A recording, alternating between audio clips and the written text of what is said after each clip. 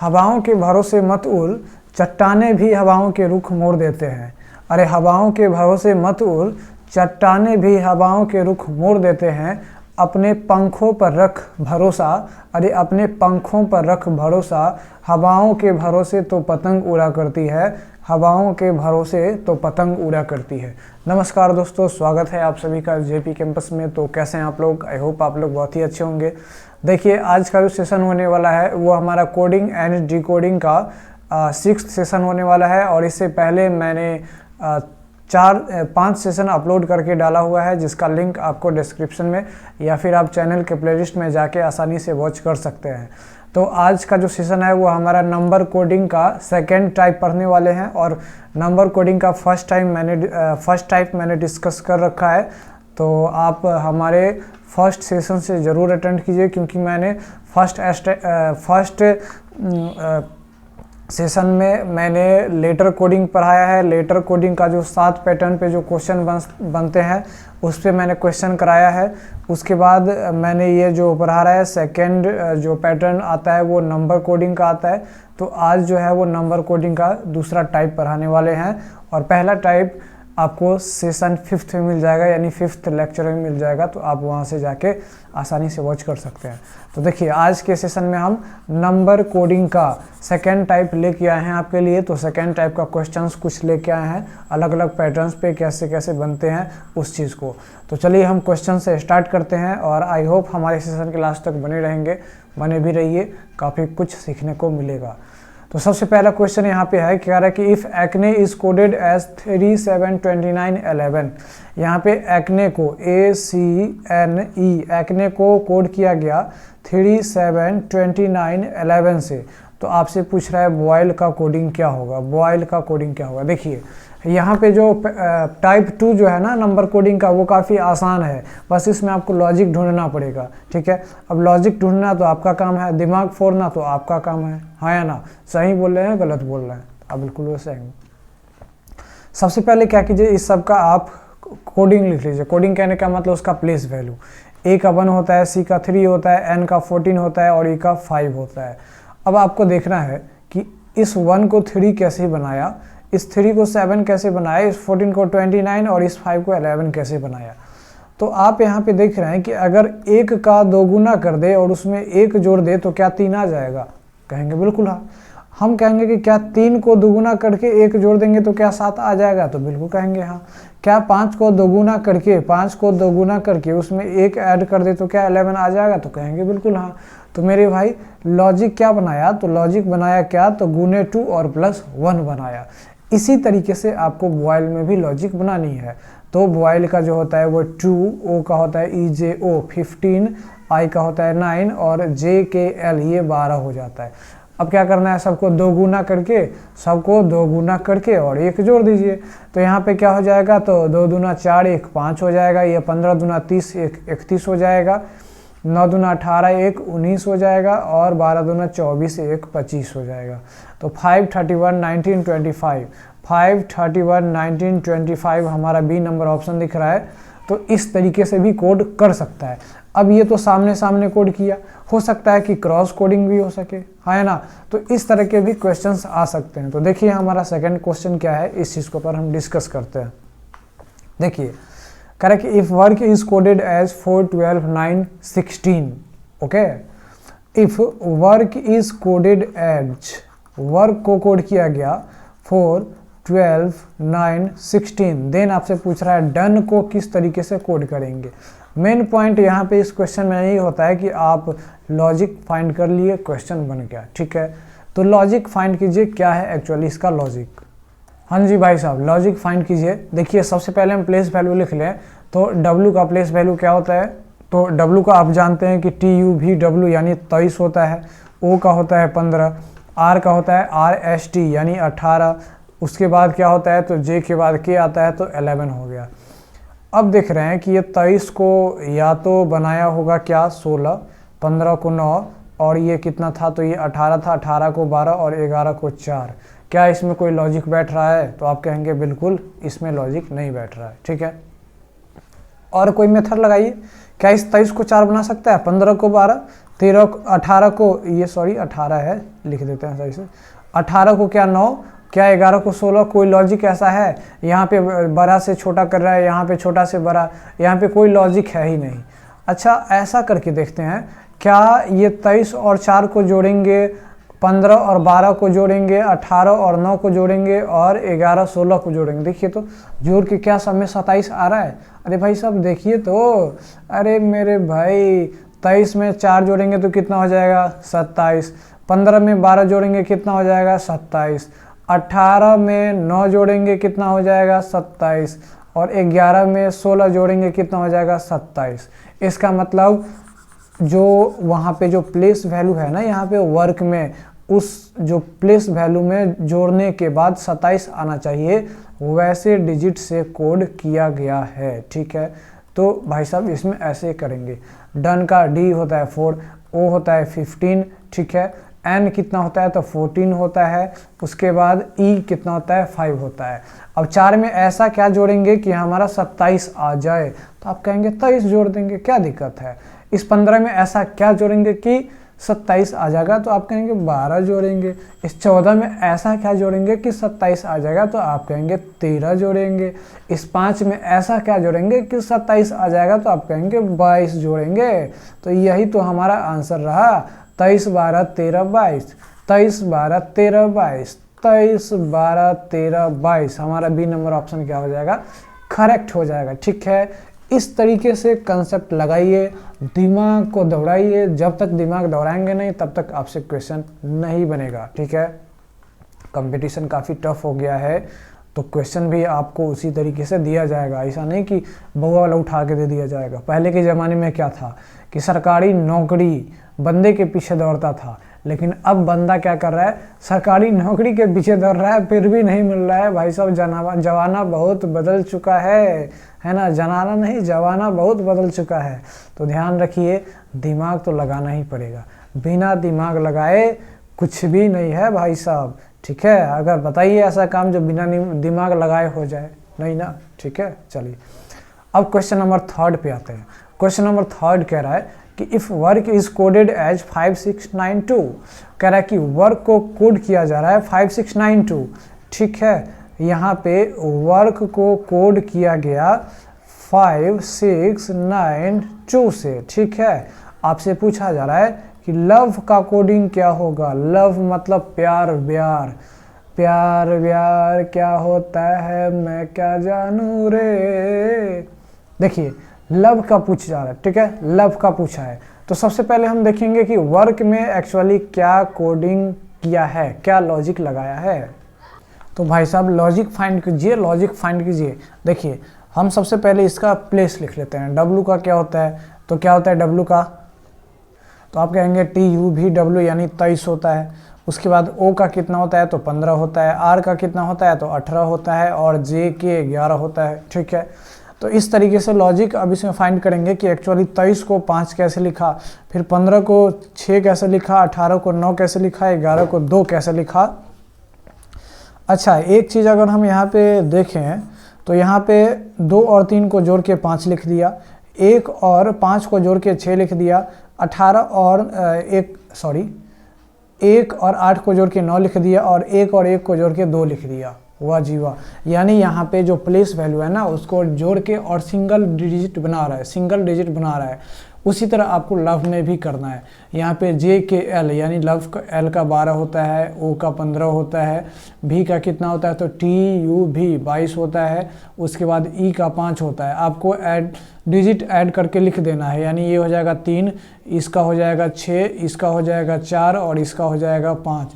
3 6 4 5, 3 6 4 5 हमारा B number option है और ये बी नंबर ऑप्शन क्या हो जाएगा, करेक्ट हो जाएगा। यानी आप ये भी ध्यान रखिए कि डिजिट को भी ऐड करके यानी प्लेस वैल्यू के डिजिट को भी ऐड करके हमारा क्वेश्चंस बन सकते हैं। तो हर एक टाइप पे आपको कॉन्फिडेंट रहना है, तभी आपसे क्वेश्चन बन पाएगा। ठीक है, राइट और रॉन्ग। चलिए आते हैं नेक्स्ट क्वेश्चन पे और नेक्स्ट क्वेश्चन देखते हैं। नेक्स्ट क्वेश्चन अगर आपको दिख रहा होगा तो यहाँ पे लिखा हुआ है कि if PRMT is coded as 2497। ठीक है, PRMT को 2497 से कोड किया गया है। क्या है, PRMT PRMT को क्या कोड किया गया, तो 2497 से कोड किया गया। तो आपसे पूछा जा रहा है कि KDJQ का कोड क्या होगा, ये बताइए। ठीक है, KDJQ का कोड बताइए क्या होगा। सबसे पहले तो आपको लॉजिक फाइंड करनी पड़ेगी। लॉजिक इसमें क्या लगाया है, इस चीज़ पे आपको फोकस करना पड़ेगा। तो आप देखेंगे तो सबसे पहले प्लेस वैल्यू लिखिए। प्लेस वैल्यू लिखेंगे तो OP यानी ये 16 हो जाएगा, R 18 हो जाएगा, M 13 हो जाएगा और T कितना होता है, तो 20 हो जाता है। अच्छा, हम ऐसा करें, क्या ये 16 को 2 बना दिया, 18 को 4 बना दिया, 13 को 9 और 20 को 7 बना दिया, ऐसे कैसे हो सकता है? यहाँ पे कोई लॉजिक है क्या? तो यहाँ पे कोई लॉजिक नहीं है। ठीक है, अब देखिए हम इसको क्या डिजिट ऐड करें तो क्या होगा, नहीं 1 + 6 7 होता है। अच्छा एक मिनट, 1 + 6 7 तो होता है, लेकिन क्या इसको ऐसे लिख सकते हैं 7? हाँ। 1 + 8 को क्या 9 लिख सकते हैं, 1 + 3 को क्या 4 लिख सकते हैं, 2 + 0 को क्या 2 लिख सकते हैं। वाह जी वाह, यानी पोजीशन को ऐड तो किया, सिंगल डिजिट तो बनाया, लेकिन उल्टा कर दिया। हाँ जी, तो इसी तरीके से KDJQ का भी हम बनाएंगे। तो यहाँ पे JK 11 होता है, D 4 होता है, J कितना होता है 10 होता है और ये Q कितना है, तो OPQ यानी ये 17 होता है। तो हम क्या करेंगे, इसका ऐड करके यहाँ पे लिख देंगे 8 हो जाएगा, इसका यहाँ पे लिख देंगे 1 हो जाएगा, इसका यहाँ पे लिख देंगे 4 हो जाएगा और इसको यहाँ पे लिख देंगे 2 हो जाएगा, यानी ये 8 1 4 2 8 1 4 2 हमारा B नंबर ऑप्शन क्या हो जाएगा, करेक्ट हो जाएगा। ठीक है, तो इस तरीके का भी क्वेश्चन बन सकता है मेरे दोस्त। तो इस तरीके का भी क्वेश्चन पे ध्यान, पैटर्न पे ध्यान रखिएगा। ठीक है, क्वेश्चन नंबर 5 कह रहा है कि रिक्वेस्ट को कोड किया गया S2R52TU वजीवा। तो देखिए सबसे पहले हम लिख लेते हैं REQUEST, रिक्वेस्ट को कोड किया गया S2R52TU। आपसे पूछा जा रहा है एसिड का फाइंड करो, वाह जी वाह, एसिड का फाइंड करो। सबसे पहले first of all you have to find the logic, what logic has used here. ठीक है, तो R के बाद S होता है, जाहिर सी बात है, +1 कर दिए। अच्छा E को लेकिन 2 कर दिया। अच्छा Q के बाद OPQ के बाद R होता है, +1 कर दिया, इसमें भी +1। अच्छा U का तो 5 नहीं होता है, फिर E का 2 कैसे लिखा, जाहिर सी बात, E का फिर 2 लिख दिया, क्या लिखा है।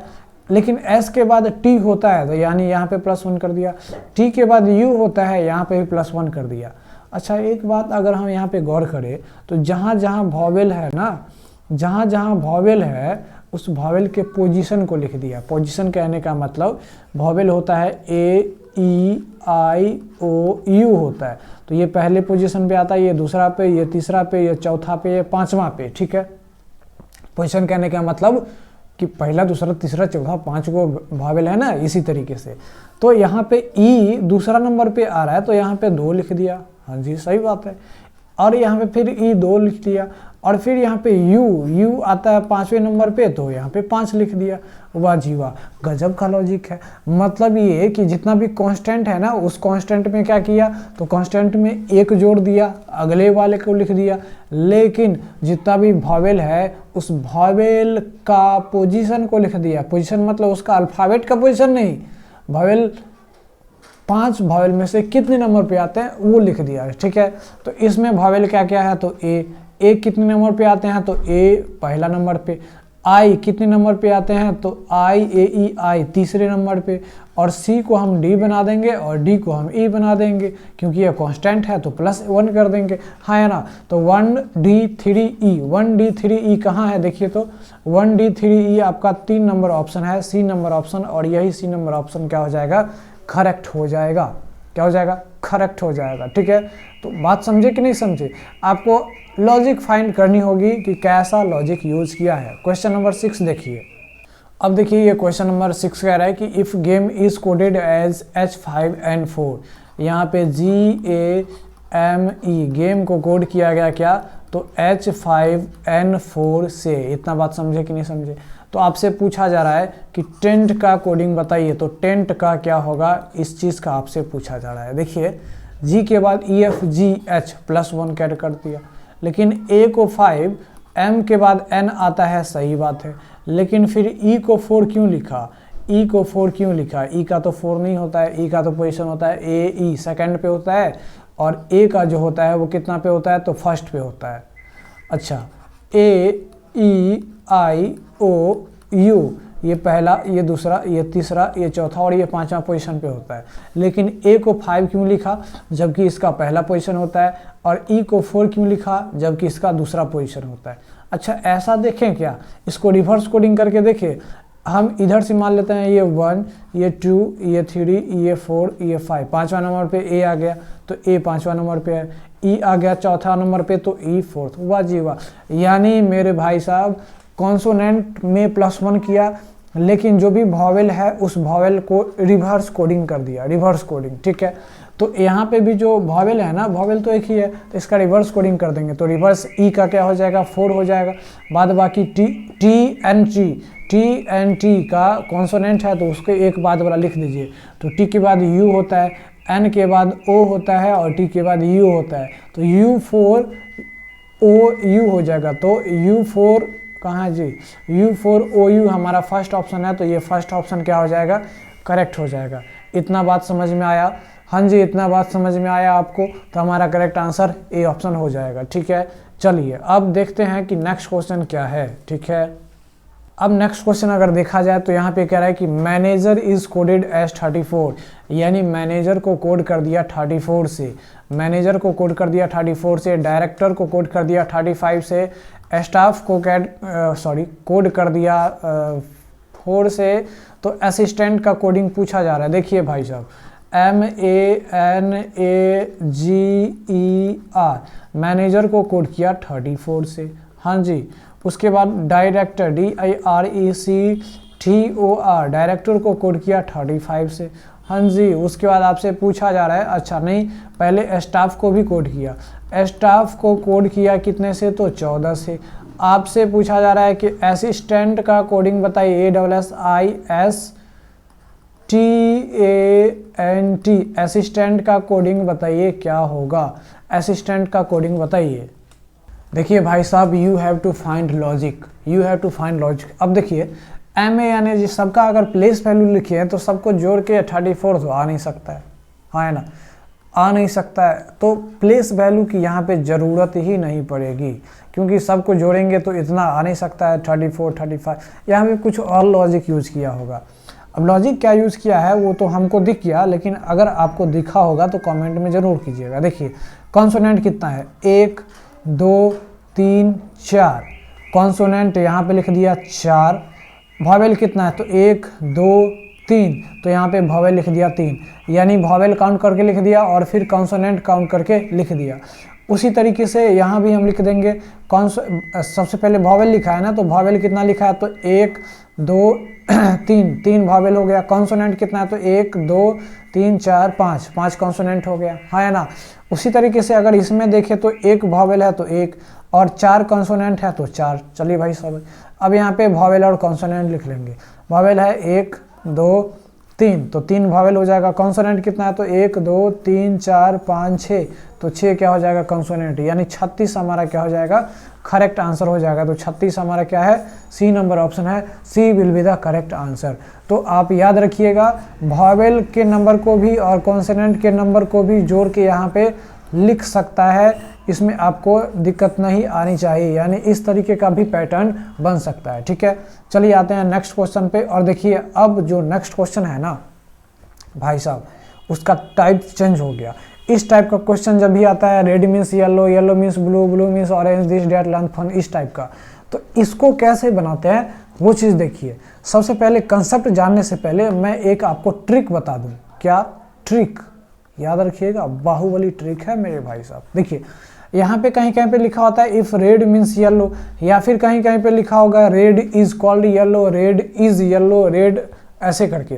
तो इस मीन्स के जगह पे अलग अलग वर्ड्स का यूज़ कर सकता है। तो मेरे भाई याद रखिए, जब भी मीन्स हो ना, मीन्स, ठीक है, तो उसमें हम जो वैल्यू लेंगे वो हमारा आंसर हो जाता है बिफोर वाला, ठीक है। अब ये बिफोर आपको समझ में नहीं आया होगा कि ये बिफोर पहले वाला कैसे, बिफोर मतलब पहले, पहले वाला हम लेते हैं, तो ये पहले का मतलब अभी आपको समझ में नहीं आएगा, हम अभी क्वेश्चन बताएंगे तब आपको समझ में आ जाएगा। लेकिन आपको ट्रिक याद रखना है कि जब मीन्स आएगा तो पहले वाला लेंगे। अब जब मीन्स के बाद कोई भी अगर अदर वर्ड्स आएगा, ठीक है, जैसे कॉल्ड हो गया या फिर इज हो गया या फिर कुछ भी, तो उसमें आफ्टर वाला वैल्यू लेना है, आफ्टर मतलब बाद वाला वैल्यू लेनी है, ठीक है। तो इस दो ट्रिक को आप याद रखिए, अगर मीन्स आए तो पहले वाला, आफ्टर आए तो बाद वाला, मीन्स आए तो पहले वाला, आफ्टर बाद, मीन्स पहले आफ्टर बाद, ठीक है। इतना बात याद रखिए। अब देखिए इस पे क्वेश्चन कैसे बनता है। देखिए भाई साहब, अब कह रहा है कि रेड मीन्स येलो, रेड का मतलब येलो है, येलो मीन्स ब्लू, येलो का मतलब ब्लू है। यहाँ पे हर एक जगह मीन्स वर्ड लिखा हुआ है, ठीक है। ब्लू मीन्स क्या है तो ऑरेंज है, ऑरेंज मीन्स क्या है ग्रीन है, एंड ग्रीन मीन्स क्या है रेड है, ग्रीन मीन्स क्या है रेड है। देन आपसे पूछा जा रहा है कि what is the meaning of colour of the sky, तो स्काई का कलर क्या होगा। तो सबसे पहले मेरे भाई साहब, स्काई का कलर होता क्या है तो ब्लू होता है, स्काई का कलर क्या होता है ब्लू होता है। तो आपको करना क्या है, आपको करना क्या है कि ब्लू कहाँ पे दिख रहा है, देखिए यहाँ पे ब्लू कहाँ पे दिख रहा है, तो ब्लू आप कहेंगे कि ब्लू जो है वो हमारा कुछ यहाँ पे दिख रहा है, यहाँ पे दिख रहा है ब्लू, ठीक है। तो मैंने क्या बताया था कि जब मीन्स वर्ड रहे ना, मीन्स, तो हम क्या लेते हैं बिफोर वाला हमारा आंसर हो जाता है। तो यहाँ पे ब्लू से पहले क्या है येलो है, तो yellow will be our correct answer, yellow हमारा क्या हो जाएगा करेक्ट आंसर हो जाएगा, ठीक है। तो ठीक बात है कि नहीं बात है। तो यहाँ पे येलो हमारा क्या हो जाएगा करेक्ट आंसर, और this will be the correct answer, ठीक है। तो यही था हमारा क्या, तो मीन्स मतलब येलो बताए थे ट्रिक में। तो जहाँ पर भी वो स्काई का कलर ब्लू होता है, अगर यहाँ पे कुछ और भी होता है तो उसका एक्चुअली कलर क्या होता है और उसके पीछे क्या है वो हमारा आंसर हो जाता है। लेकिन किस केस में, जब हमारा मीन्स करके कोडिंग हो उस केस में, ठीक है। अदर वर्ड्स में देखते हैं कैसा होता है। देखिए अदर वर्ड्स क्वेश्चन नंबर आपको 9 दिख रहा होगा, ये अदर वर्ड्स में कुछ दिया हुआ है, ठीक है। अब देखिए, if red is called yellow, if red is called yellow, yellow is called blue. अब देखिए यहाँ पे वर्ड कैसा है तो इज कॉल्ड है, यहाँ पे मीन्स नहीं है ना, मैंने बताया था मीन्स को छोड़ के और कोई भी वर्ड्स आ जाएंगे तो उसका कोडिंग यानी उसका जो आंसर होता है वो बाद वाला होता है, याद रखिए। Blue is called orange, blue को ऑरेंज कर दिया गया, ऑरेंज को रेड कर दिया गया। Then the colour of the clear sky will be. अच्छा एक बात बताइए हमें कि स्काई का कलर कैसा होता है, तो आप कहेंगे स्काई का कलर कैसा होता है तो ब्लू होता है। कैसा होता है, कैसा होता है भाई साहब, तो ब्लू होता है। तो मैंने बताया था ना, मैंने ट्रिक आपको बताया है कि मीन्स को छोड़ के और कोई भी वर्ड्स आते हैं तो उसके बाद वाला आंसर होता है। अच्छा देखिए, तो ब्लू कहाँ पे है, तो आप कहेंगे ब्लू यहाँ पे है। अब ब्लू यहाँ पे भी है ना, ब्लू यहाँ पे भी है और ब्लू यहाँ पे भी है, तो ब्लू के बाद तो ब्लू आता है। नहीं नहीं नहीं, ऐसा नहीं लेना है, ब्लू यहाँ पे है तो ब्लू के बाद कौन सा कलर आ रहा है, तो ब्लू के बाद कलर जो आ रहा है वो ऑरेंज आ रहा है, ठीक है।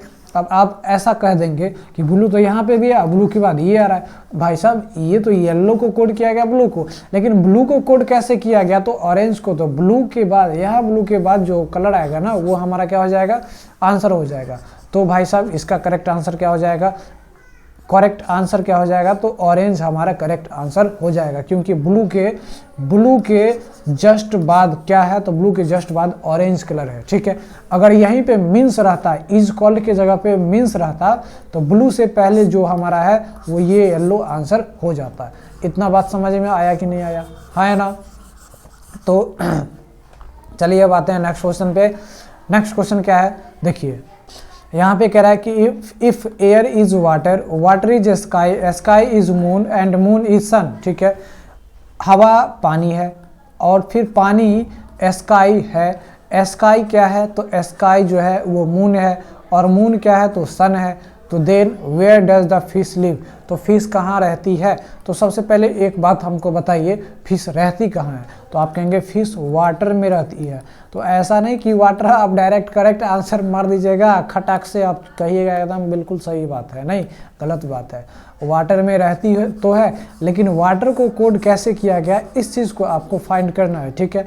तो यहाँ पे देखिए इज है ना, सब जगह इज है, तो मैंने बताया था कि मीन्स को छोड़ के अदर कोई भी वर्ड्स आ जाते हैं तो वो आंसर उसमें जो होता है वो बाद वाला होता है।